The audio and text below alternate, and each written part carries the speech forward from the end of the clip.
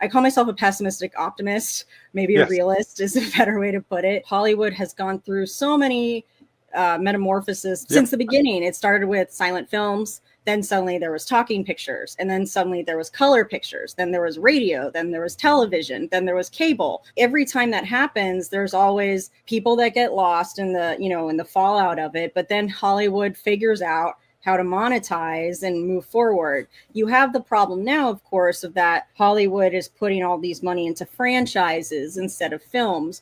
But then you have films like Sinners or The Whale that, or even My Old Ass that you're talking about, that people really respond to and do very well in the theaters or in streaming. And Hollywood's like, wait, why? It's like, well, because people want real stories. Like, that's what it is. I think we can say that over and over and over again because that's what we need. We are story. We're wired that way. Yeah. When you talk about the hero's journey, Yeah. that's story.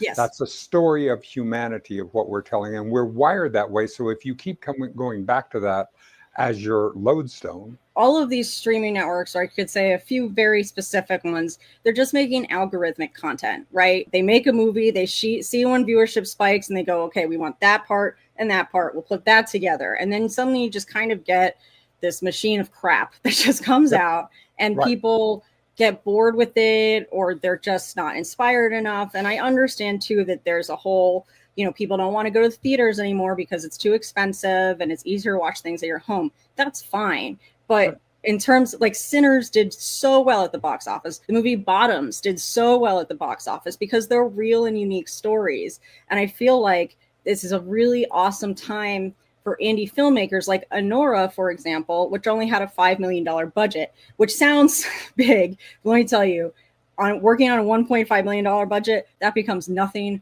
real quick. I'm amazed that it's that small. Yeah, there is a possibility that we can get more depending on certain minutiae that happen. I sincerely hope that happens, but I can make a movie for 1.5 million, make a movie for $5,000. Like I'll make a movie for whatever budget you give me and also be realistic about it at the same time. So I just think there's a really great opportunity right now, like I was saying, for indie filmmakers on these smaller indie projects to break through and maybe help spearhead some change in Hollywood, because the whole blockbuster things, it's working sporadically, but you pump out the same movie and over, people aren't going to go.